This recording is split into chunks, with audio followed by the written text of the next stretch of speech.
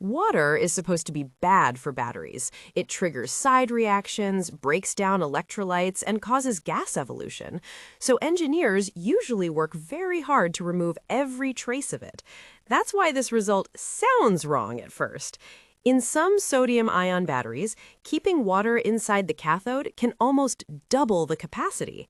The key is that this is not free moisture.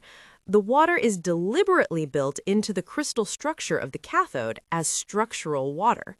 First, let's be clear about what capacity means. A cathode stores charge by reversible redox reactions that are coupled to sodium ion insertion.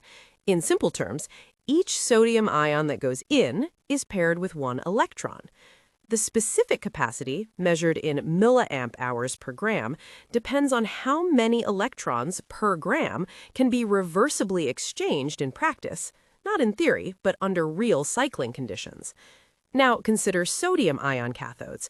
Sodium ions are larger than lithium ions and move more slowly in solids. In many layered oxide or vanadate cathodes, the diffusion pathways are tight, the interaction between Na+ and the lattice is strong, and the structure can partially collapse as sodium goes in and out. The result is that a lot of the theoretical redox capacity is simply inaccessible. This is where structural water changes everything. In materials like nanostructured sodium vanadate hydrate, water molecules sit between the vanadate layers as part of the crystal lattice. They form hydrogen bonds to the surrounding oxygen atoms. When you remove this water, the layers move closer together. When you keep it, the water acts like a molecular pillar. That pillaring effect increases the interlayer spacing. Chemically, this has three direct consequences. First, more sodium insertion sites remain energetically accessible, so more Na+ can reversibly enter the structure. Second, the diffusion barrier for sodium motion is lower, so ions can reach deeper into the particle during charge and discharge. Third, the structure experiences less mechanical strain during cycling, which prevents loss of active material. All of that means more of the cathode actually participates in the redox reaction. The same chemistry is there, but now it's usable. But pillaring alone doesn't fully explain why the capacity can nearly double.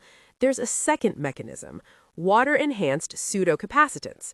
Classic intercalation is diffusion limited. Pseudocapacitance is different. It involves fast, reversible Faradaic reactions at or near the surface that behave kinetically like a capacitor, but still store charge through electron transfer. Structural water creates a highly polar, hydrogen-bonded environment in the interlayers, which stabilizes charge redistribution during redox and makes it easier for sodium ions to access vanadium redox centers on short timescales. Ion transport and electron transport become better matched, so fast surface and near-surface reactions can contribute significant extra charge. So, the total capacity increases for two reasons at once. More of the bulk redox chemistry becomes accessible, and additional charge is stored through fast pseudocapacitive pathways. Together, those effects can push the measured capacity to nearly twice that of a dehydrated version of the same material. Does this mean water is suddenly good for batteries? No. It means water's role depends entirely on where it is and how it is bound. Free water in the electrolyte is still harmful, but water locked into a crystal lattice can be a functional design element. The takeaway is simple but powerful. In sodium-ion batteries, structural water can hold the lattice open, speed up sodium transport, enable extra-fast redox reactions, and turn previously inaccessible chemistry into usable capacity.